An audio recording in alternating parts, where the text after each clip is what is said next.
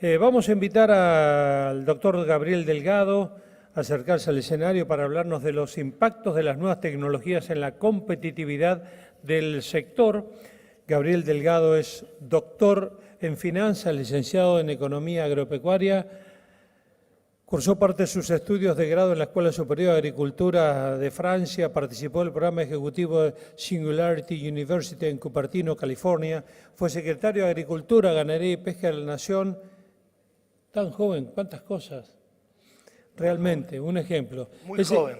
Muy joven, es economista del INTA, entre otros cargos fue director del Centro de Economía, Sociología y Políticas Públicas del INTA, gerente general de INTEA, Sociedad Anónima, es docente en carreras de grado y de posgrado, fue presidente de la Asociación Argentina de Economía Agraria. Actualmente es director consulto en INTA, asesorando a la Comisión de Agricultura de la Honorable Cámara de Diputados de la Nación y es director de INTEA, Sociedad Anónima y además, porque tiene tiempo, es productora agropecuaria. Así que un aplauso para Gabriel. Bueno, muchas gracias, Cholo. Bueno, muchas gracias.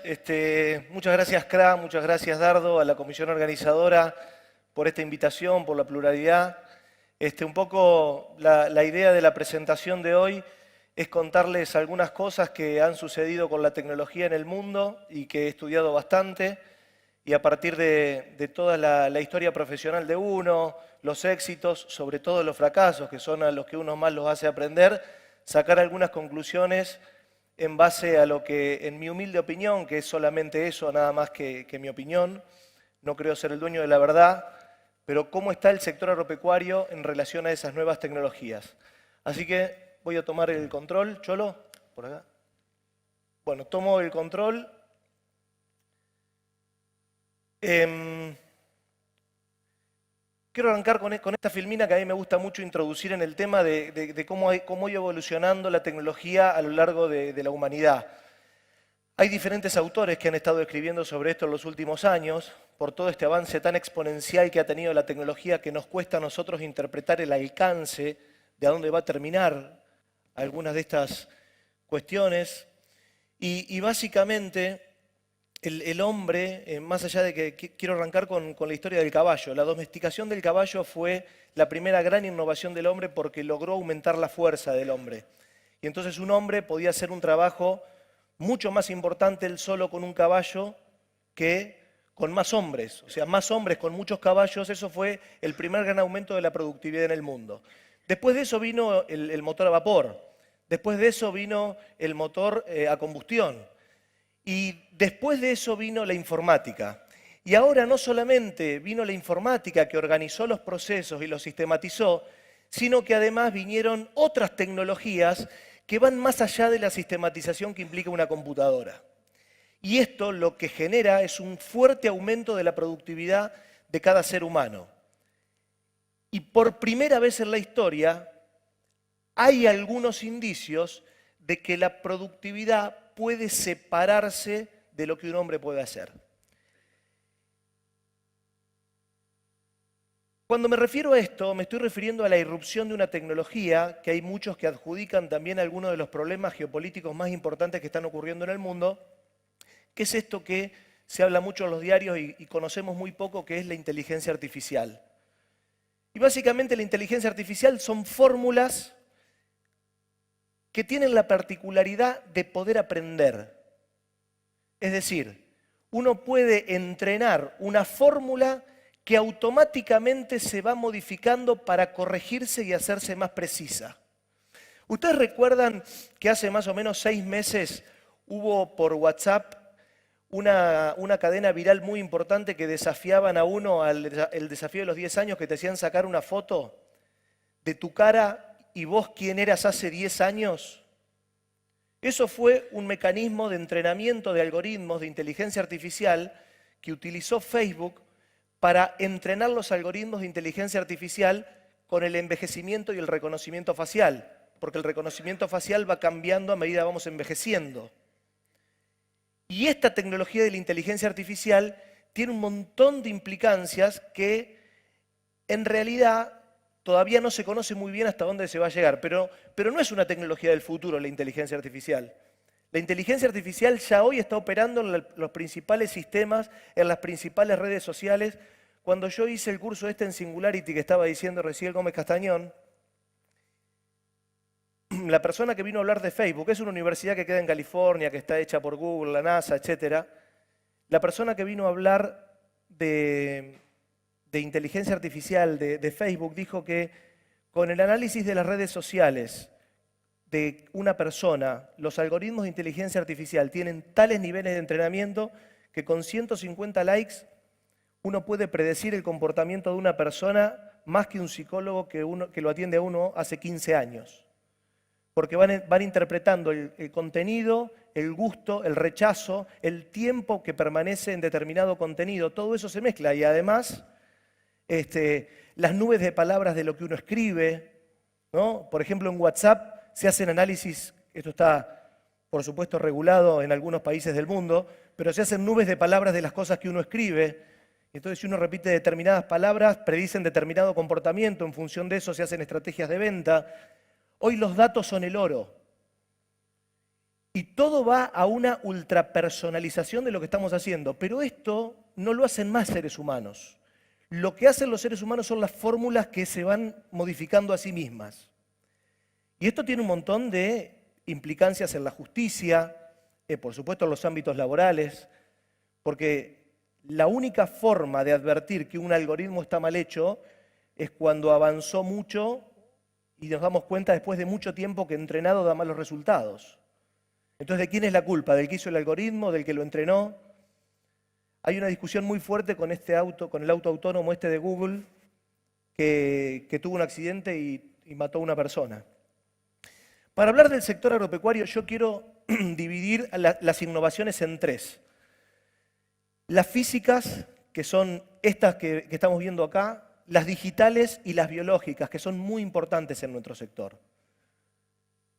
La innovación física es todo lo que tiene que ver con la robótica, los materiales los nuevos materiales que están surgiendo, los celulares que se doblan, los materiales ultrarresistentes que no se gastan, que eso promete una revolución muy importante porque quizás los materiales tal como los conocemos hoy van a tener diferentes competidores que hasta ahora nunca los tuvimos, desde las baterías de los celulares, pasando por los autos, por las construcciones, etc.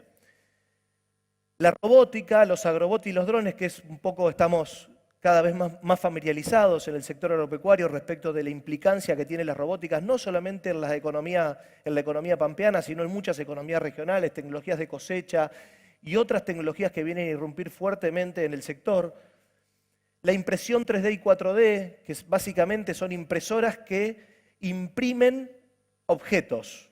Y hasta hay impresoras de comida. Ustedes saben, por supuesto que los cartuchos siempre hay que ir cargándolos y hay que abastecer a esas impresoras, pero hoy se están haciendo desde casas hasta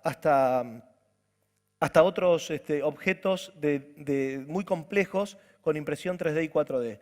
Y los vehículos autónomos, que son, ustedes saben, básicamente, que inició Tesla este tema, los autos que se manejan solos, los que estuvieron en Estados Unidos, no sé si han tenido la posibilidad de andar en un auto, que uno lo programa y te lleva. En Estados Unidos todavía no está permitido que no haya conductor, tenés que ir sentado, pero el auto está perfectamente entrenado para que te lleve a cualquier lado. Por otro lado, el tema de la innovación digital, lo que les decía de inteligencia artificial,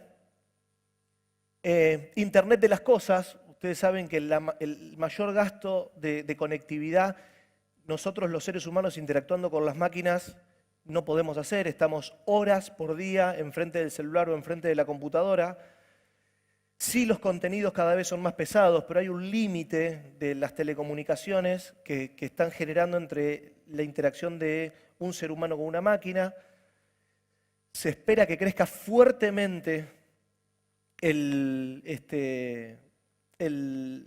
consumo de ancho de banda por la conexión de las cosas entre sí, que las cosas se pasen información y en función de eso el hombre no tenga que interactuar con todas las máquinas para consumir ancho de banda. La sensorización, los niveles de los precios de los sensores han caído tremendamente en el mundo y hoy es posible desarrollar sensores en una gama muy importante de industrias, por supuesto también que en el sector ustedes verán todos los días que salen sensores con conectividad. Está bien que todavía tenemos un grave problema de conectividad, pero quizás las rutas o los caminos de otra época comienzan a tener la misma importancia hoy con el tema de la conectividad, ¿no? La conectividad quizás es una de las tecnologías más importantes de cara al futuro para el sector. Y el tema este de blockchain, que no sé si lo habrán escuchado, quiere decir cadena de bloques, es una tecnología que se inventó para registrar cosas. Hay una persona que no es conocida, que es un anónimo, que desarrolló un sistema que tiene vida propia, en donde se interconectan muchas computadoras en todo el mundo. Acá hay empresas en Argentina que lo están haciendo, que solamente reciben instrucciones de registrar cosas, a la vez en todas esas computadoras en el mundo, y pagan unos céntimos por cada registro. Entonces, un contrato entre dos personas se registra en esa nube, y en esa nube queda registrado que yo acepté determinadas condiciones de tal cosa. Esa tecnología de blockchain es la que hoy está amenazando a casi todos los registros del mundo, porque no hay muchas razones para no confiar, porque no se pueden hackear 2.000 millones de computadoras en todo el mundo, y es la razón de la existencia, por ejemplo, de las monedas virtuales. Por ejemplo, esto Bitcoin y todas estas cosas que nosotros escuchamos, que no son más que conceptualizaciones de la moneda, como lo es un billete de dinero que nosotros tenemos acá. Ustedes saben que el costo del papel del billete es mucho menor al valor que nosotros le damos al billete. Esta lógica se puede también trasladar a lo digital y es muy abstracto, cualquier moneda es muy abstracto de entender, pero el punto es que las monedas virtuales comenzaron a tener sentido porque se podían registrar las operaciones con blockchain. Con esta tecnología se podía registrar que él me vendía a mí determinada cantidad de Bitcoin y entonces esos Bitcoin pasaban a ser míos. Hay algunos países del mundo que ya han aceptado el blockchain como registro. Las principales compañías navieras del mundo utilizan contratos inteligentes que tienen registro en blockchain. Hay feedlot acá en Argentina que ya están implementando tecnología de blockchain, por ejemplo, para cada cosa que registre de cada animal. Hay uno cerca de Rosario que, por ejemplo, tiene una sensorización muy importante con el tema del peso de los animales. Entonces, se lee la caravana, se ve cuánto pesa el animal y eso se registra en blockchain automáticamente. Es un programa de computadora. Entonces uno tiene el track de todo lo que le va pasando a ese animal y la idea es llevarlo también a los procesos del frigorífico de manera tal de que el que compre el bife tenga todo el track de lo que está ocurriendo. Y es una tecnología, por supuesto, que cada vez está en la programación y en la implementación, cada vez está más accesible para las empresas. Esto tiene mucho, para mí, va a tener mucho que ver con el tema de los negocios de los alimentos. Carrefour tiene un programa de trazar con blockchain muchos de los alimentos especiales que está ofreciendo en su góndola en Francia. En fin, y por último, del otro eje dijimos innovación física, digital y biológica. Y la biológica, los principales ejes, es el tema de, por ejemplo, lo que está ocurriendo con la edición génica. Ustedes saben que la edición génica consiste básicamente en agarrar un determinado cromosoma y poder prender o apagar genes de una manera muy poco costosa y más simple que la transgénesis. También se puede hacer transgénesis con las técnicas de edición génica. El INTA acá en Argentina, institución en la que trabajo hace 22 años, tiene una posición muy destacada a nivel regional, creo yo, en eventos de edición génica. Argentina fue uno de los primeros países del mundo en tener en el año 2015 el primer sistema desregulatorio armado para evaluar eventos de edición génica. En el año 2018 se acaba de aprobar el primer evento de edición génica argentino, que es una papa del INTA de Balcarce, que lograron apagarle el gen a la papa para que cuando la cortás y la dejás un rato afuera no se ponga negra. Le apagaron el gen que generaba ese proceso de oxidación y hay un montón de eventos transgénicos de edición génica que están en camino para ser desregulados. Me estaba contando el otro día una persona que trabaja en este tema que aparentemente han encontrado que el maíz fijaba nitrógeno en otro momento evolutivo de la Tierra, fijaba nitrógeno tal cual lo hace la soja. Y hay un proyecto de investigación para prenderle ese gen al maíz y que haya maíces que puedan capturar nitrógeno. Imagínense lo que implicaría para los costos de producción de maíz si se elimina el componente de nitrógeno, aunque sea que se elimine parcialmente el componente de nitrógeno. Esto es una técnica en donde Argentina ya tiene liderazgo, pero no estamos hablando, insisto con esto, porque no estamos hablando de las tecnologías del futuro. Todas estas cosas que nosotros estamos hablando hoy ya tienen aspectos comerciales muy fuertes. El tema de los probióticos. Los probióticos. Los probióticos básicamente, ¿qué hacen? Analizan todas las bacterias de nuestro cuerpo, que dicen que tenemos tantas bacterias como planetas en el universo, en donde el funcionamiento de nuestro cuerpo está regulado por estas bacterias y se calcula menos del 5% de los microbiomas que hacen que nosotros estemos vivos. Y estudiando esto, con todos los avances que hubo con el genoma humano, quizás se podría llegar, en algunos aspectos, ya Indigo Agro se dedica a esto, empresa de Boston radicada en Argentina, ya con porosidad comercial y con resultados concretos este año. No les estoy hablando de dentro de 10 años ni de ciencia ficción, les estoy hablando de cosas que están ocurriendo hoy, nada más que en vez de con el cuerpo humano lo hacen con el suelo y con las plantas, en particular Indigo.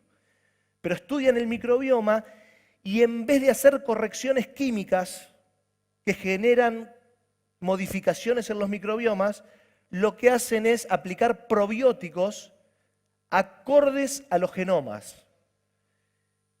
Entonces habría un punto, pensando en el vacío y sin roce, en donde las correcciones químicas quedarían reducidas a los probióticos. Porque también es cierto que una corrección química puede generar una alteración de los microbiomas que requieran otras modificaciones químicas.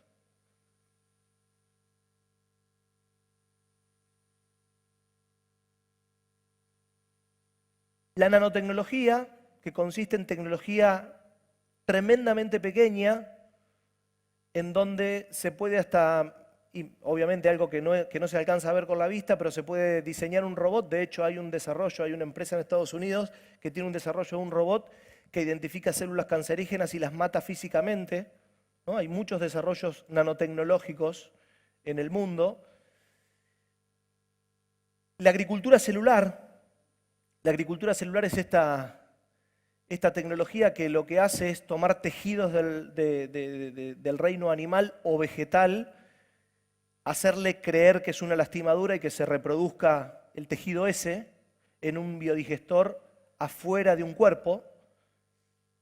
Esa agricultura celular se aplica a vegetales y a animales con una fuerte crítica al sector agropecuario tradicional, sobre todo en Estados Unidos.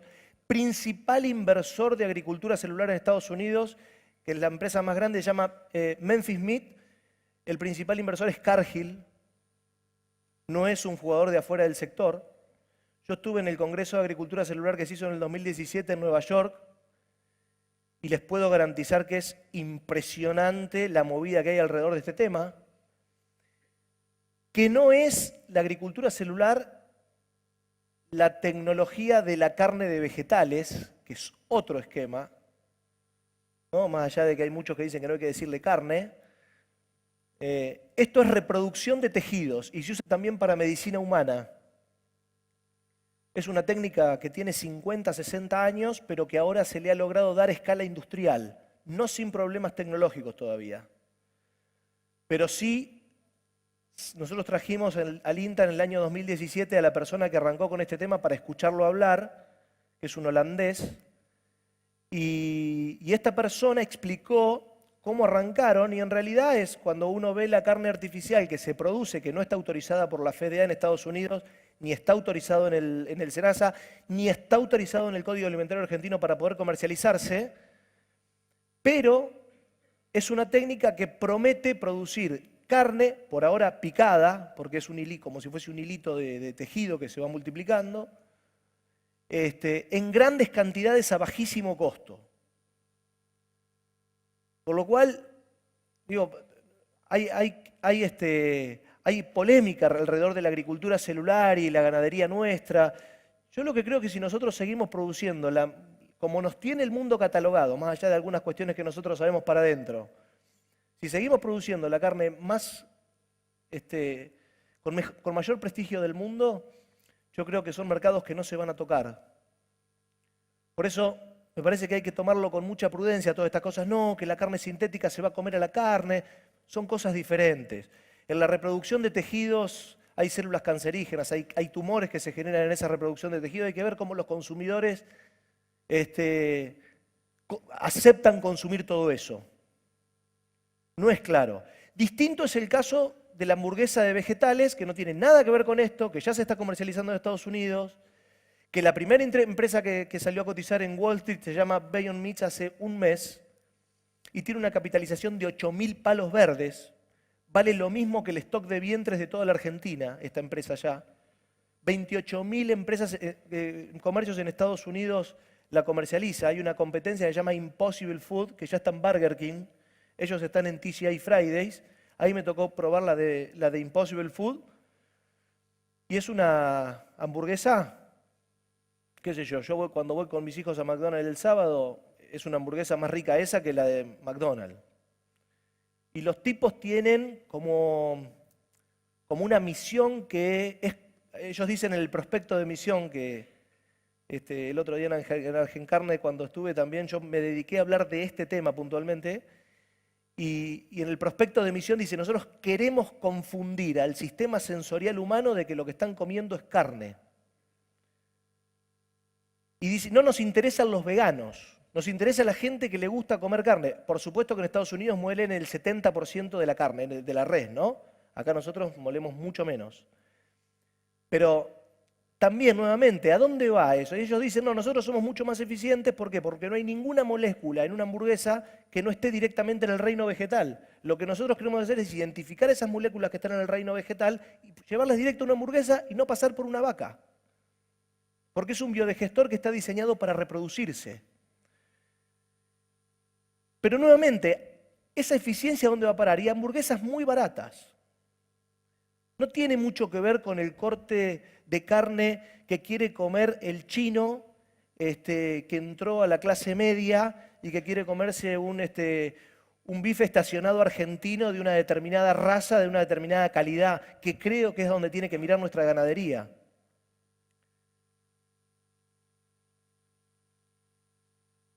Yo soy muy amigo de Narda Lépez, me invitó hago este pie de página, me invitó a dar una charla en Masticar sobre el tema de carne sintética, porque yo he estudiado bastante sobre este tema.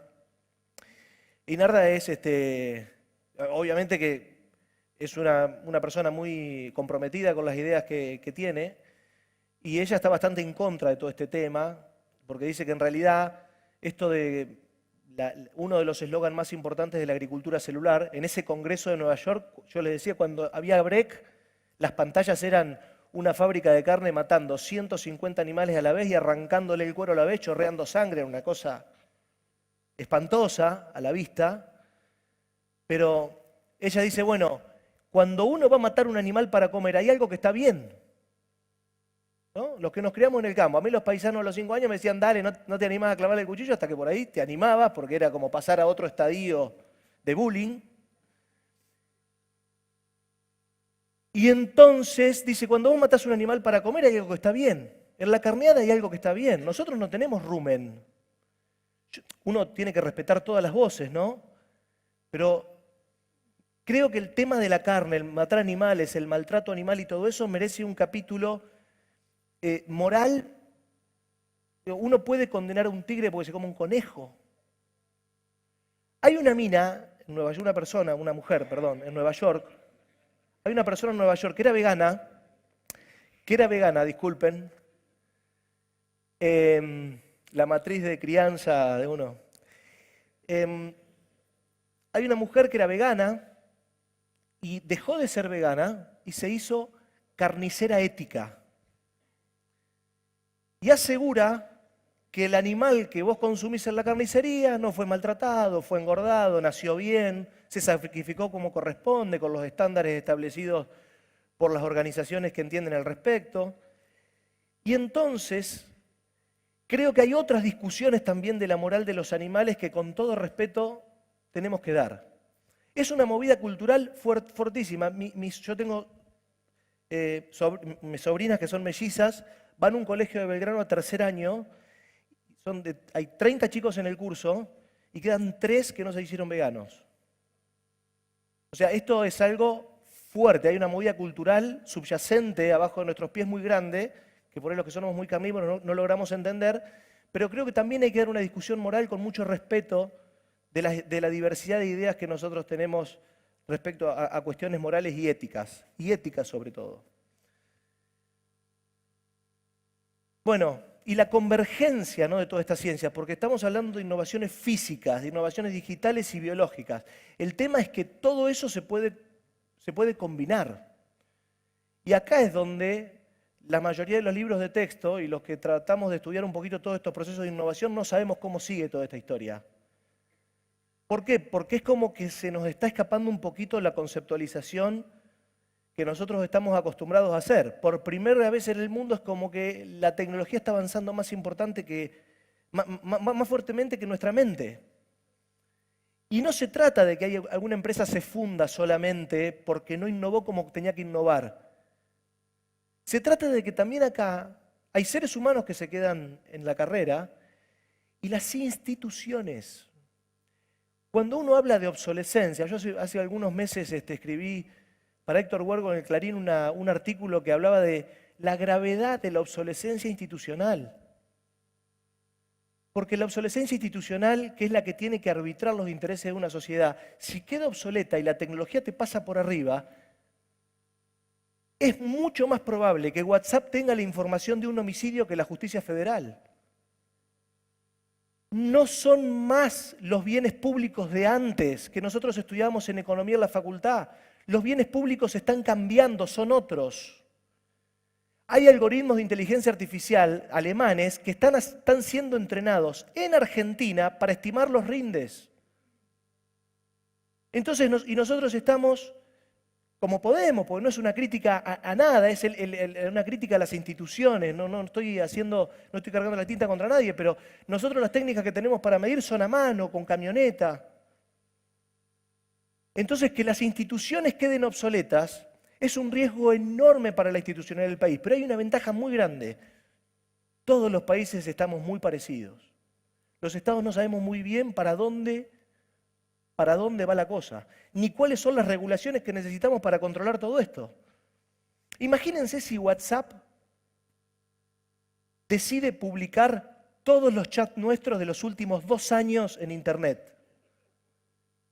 Imagínense, yo creo que colapsa el sistema y no solamente a nivel familiar, digamos. No solamente a nivel familiar. Puede colapsar el sistema de organización social que nosotros tenemos. No se necesitan armas para hacer pelear un pueblo ya, o para generar una guerra civil. La información hoy es un arma cargada, es una 9 milímetros con una bala dentro, la recámara.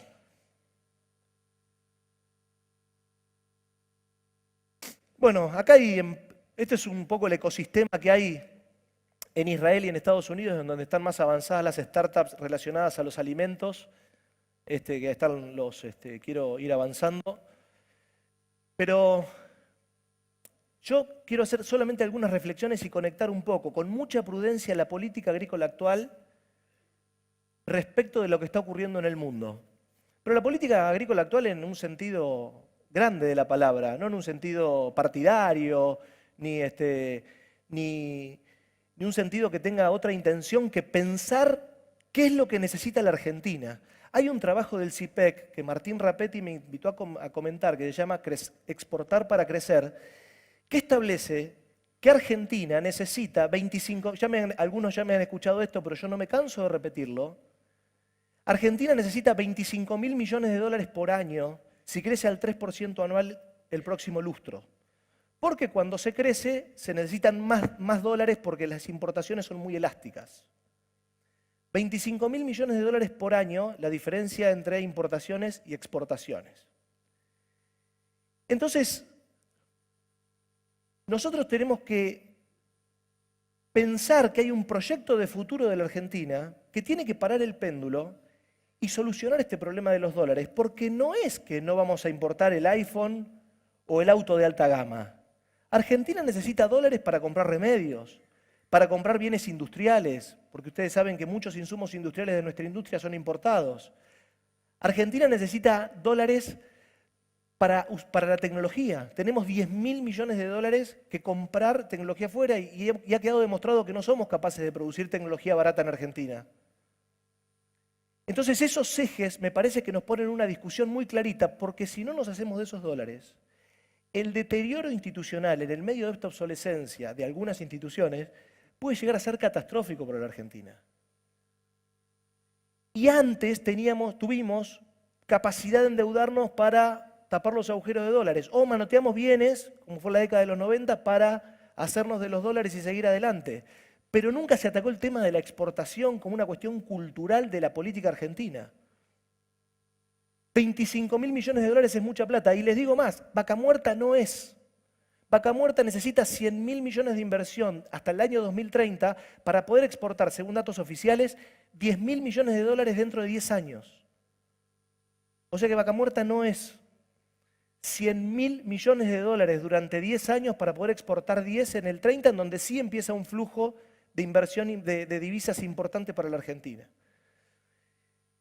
Y cuando uno dice, no, va a haber 9.000 millones de habitantes en todo el mundo, la oferta de tierra es rígida, por lo tanto vamos a tener precios altos.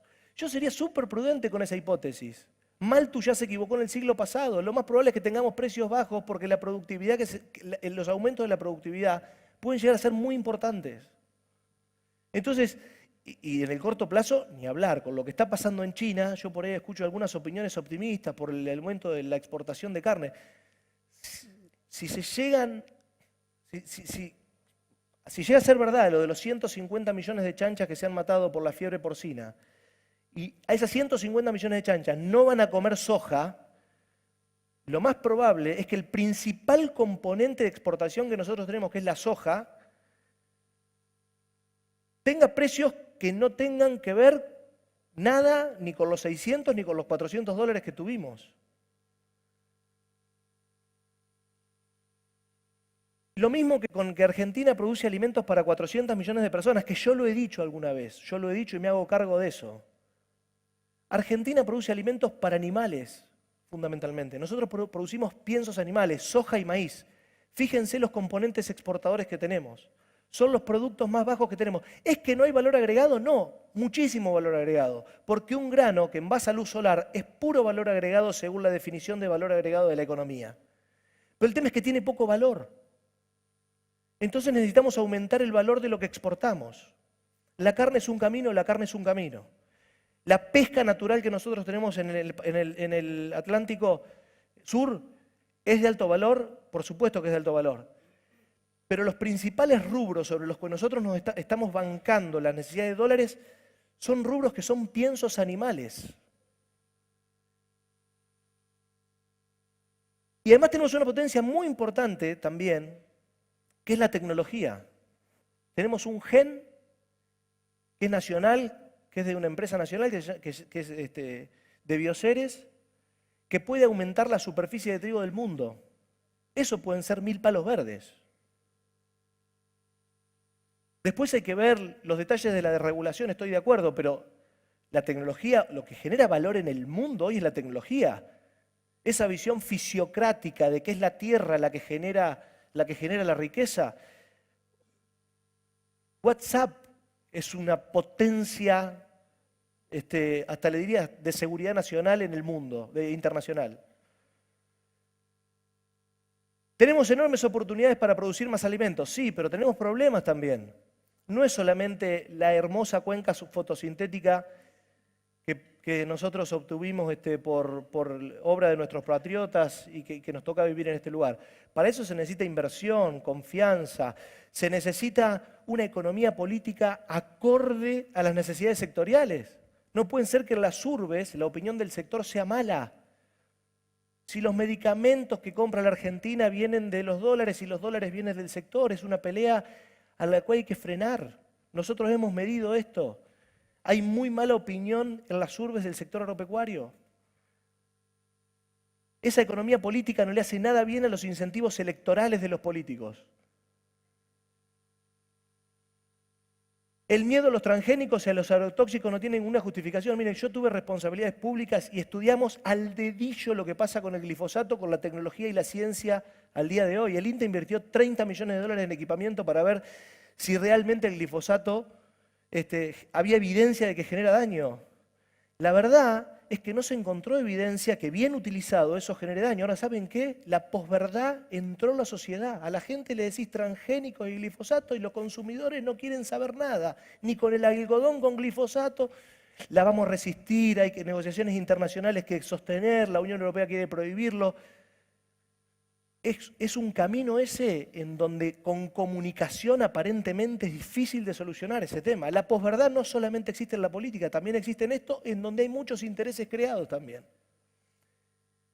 Es una batalla muy complicada la de los transgénicos y los agrotóxicos, lo pongo entre comillas para dejar en carne viva lo que yo creo es una cosa que las personas de una sociedad que no tiene ninguna intención política les da rechazo y miedo.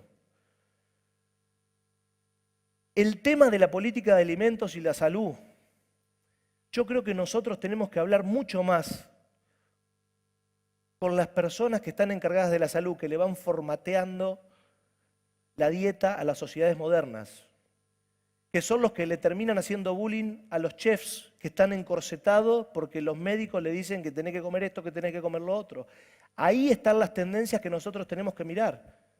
Porque finalmente el mayor valor de lo que nosotros produzcamos va a estar relacionado con el consumidor.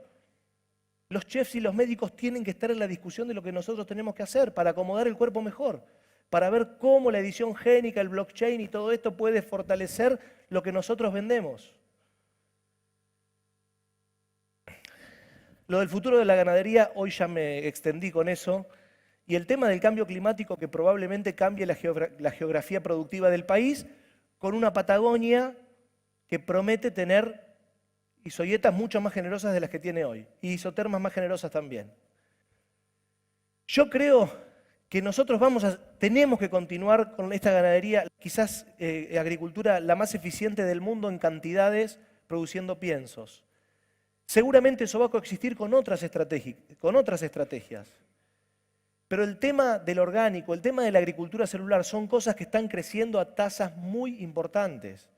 Amazon, que es la empresa de comercio más importante del mundo, compró Whole Foods, que es el supermercado más importante de Estados Unidos en cuanto a porosidad comercial, para meterse en el negocio de los alimentos. Y lo hizo, entre las declaraciones que hizo Bezos cuando compró la compañía, lo hizo porque era el supermercado que mayor cantidad de orgánicos tenía en su góndola. Entonces, o de bajos insumos, no sé si orgánico con todo eso de la certificación, pero bueno, me estoy refiriendo a eso va a tener un camino marcado, estoy seguro porque los consumidores están caminando por ahí. El aumento de la oferta de alimentos puede ser grande y consecuentemente los precios tirando a los históricos. Y quiero hacer hincapié en esto, ¿no? ¿Cuáles son los nuevos bienes públicos que todo este cambio técnico y este cambio en las pautas de consumo y estos cambios culturales que están ocurriendo en el mundo son los que los estados modernos tienen que producir para adaptarse y que todo esto tenga más o menos un equilibrio y un desarrollo lo más equilibrado posible? Me parece que esa es una discusión muy importante del conjunto de la dirigencia argentina, pública y privada, para ver cómo la política agrícola acomoda mejor el cuerpo de cara al futuro. Debería marcar nuestra agenda de investigación, no tengo ninguna duda. Y esto de ninguna manera pretende ser una aproximación pesimista del sector agropecuario. Todo lo contrario. Argentina necesita 25.000 millones de dólares por año para exportar, porque el deterioro institucional puede no tener fin.